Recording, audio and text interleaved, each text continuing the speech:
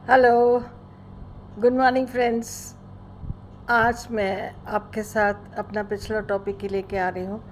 Raymond Moody की book जो हम कर रहे हैं, लाइफ आफ्टर लाइफ, ज़िंदगी के बाद भी ज़िंदगी है। तो आज मैं एक ख़ास एक्सपीरियंस जो डॉक्टर रेमंड मूडी ने इस बुक में बताया है उसका मैं ज़िक्र करूँगी, जिसमें कि एक आदमी का एक्सीडेंट होता है और वो उसके साथ क्या क्या होता है, वो क्या क्या सोचता है, तो उसका आज विवरण मैं बताऊंगी। वो व्यक्ति बताता है कि मैंने अपनी कार का कंट्रोल खो दिया और उसने अपनी कार को हवा में उड़ते हुए देखा, नीले रंग का आसमान देखा और देखा कि कार खाई में जा रही है। और तब मेरे को महसूस हुआ कि आई एम इन एक्सीडेंट, और मुझे टाइम का कोई एहसास नहीं था। मुझे अपने शरीर के टच का भी महसूस नहीं हो रहा था कि मेरा हाथ कहाँ लग रहा है, किस अंग को लग रहा है, ये भी पता नहीं चल रहा था। और मेरी स्पिरिट कह लो या आत्मा कह लो, मेरे शरीर से ऊपर उठ चुकी थी और मुझे किसी भी तरह का दर्द नहीं हो रहा था, बिल्कुल दर्द महसूस नहीं हो रहा था। बस एक ऐसा लग रहा था कि कुछ ऊपर उठ रहा है, कुछ ऊपर उठ रहा है, और जो ऊपर उठ रहा है वो कुछ गोल सा है, उसकी आउटलाइन फिक्स नहीं है और चेंज होती जाती है, कभी कैसी हो जाती है, कभी कैसी हो जाती है। और लाइट बहुत महसूस हो रही थी, लाइट बहुत दिखाई दे रही थी, जैसे कोई भार नहीं, शरीर में कोई भार नहीं, इतना हल्का महसूस हो रहा था। और जब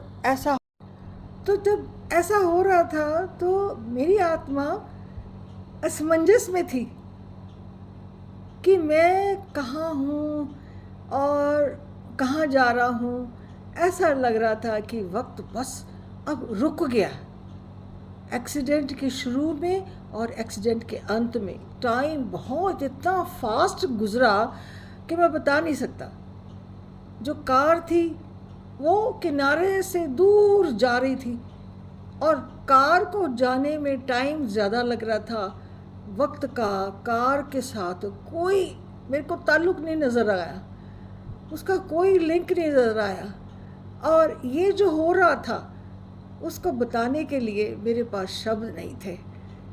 इस एक्सीडेंट में मेरी गर्दन मुड़ गई, मेरे पैर को चोट लगी हुई थी और लगा कि किसी और शरीर में मैं चला गया हूँ। जहाँ ये गया वह कोई इंसान का शरीर नहीं था, इंसान की तरह, पर वो इंसान की तरह ही लग रहा था। ना ही कुछ स्थूल था, लेकिन उसमें जैसे फिज़िकल बॉडी होती वैसे नहीं था उसका। इसका आकार था और कोई रंग नहीं था। जो कुछ भी मैं अपने शरीर के बारे में देख रहा था, मुझे बड़ी बड़ी हैरानगी हो रही थी, बड़ा मैं अचंभित हो रहा था। और वक्त का कोई एहसास नहीं हो रहा था कि वक्त कहाँ जा रहा है, पता नहीं चल रहा। घटनाएं बहुत तेज़ी से घट रही थी और फिर मैंने देखा कि मेरे शरीर को, जो बहुत ख़राब हालत में था, मेरे को ऑपरेशन थिएटर में व्हीलचेयर के ऊपर बिठा के ले जाया जा रहा था। उस वक्त भी मुझे ऐसा लग रहा था कि कभी मैं हूँ कभी नहीं हूँ, कभी मैं अपने शरीर में हूँ कभी नहीं हूँ।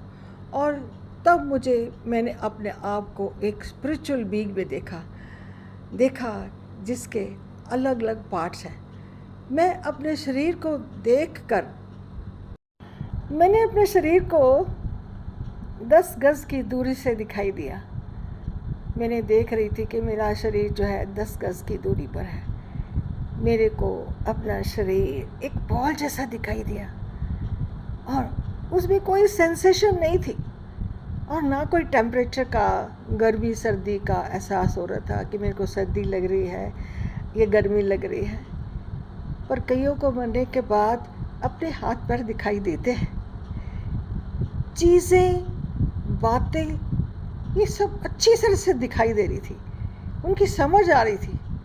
सब कुछ इतना पर जल्दी जल्दी हो रहा था, मन बिल्कुल भी किसी तरह की कन्फ्यूजन में नहीं था और सब कंसेप्ट, सब बातें क्लियर दिखाई दे रही थी। और लेकिन फिर बाद में मैं फिर वही बताती हूँ कि गर्मी सर्दी का कुछ एहसास नहीं था कि सर्दी है कि गर्मी। तो उस वक़्त ना तो किसी तरह की खुशबू महसूस होती है, ना बदबू महसूस होती है, ना स्वाद का पता चलता है, और बहुत दूर की बातें दिखाई देती है और उनकी समझ भी आती है। उस वक्त आत्मा को कहीं भी कोई कुछ हो रहा हो, सब कुछ दिखाई देता है। तो हम ये कह सकते हैं कि फिज़िकल बॉडी को चाहे कितना भी नुकसान हो जाए, कितना भी खतरनाक एक्सीडेंट हो जाए और भयानक से भयानक हो जाए, पर हमारी आत्मा को कोई डैमेज नहीं होता है। एक्सीडेंट में चाहे कोई टांग चली जाए, पर आत्मिक शरीर यानी कि स्पिरिचुअल बॉडी को अपने सारे अंग दिखाई देते हैं। और दूसरी इम्पॉर्टेंट बात यह है कि चाहे आप ज़िंदगी में जब जी रहे होते हैं, किसी वजह से कट जाते हैं अपने रिश्तेदारों से, पर दूसरे लोग अपने विचारों को समझते हैं, और जो आपके सामने ना भी हों वो भी आपको समझते हैं। हाँ, आत्मा को अकेलापन महसूस होता है।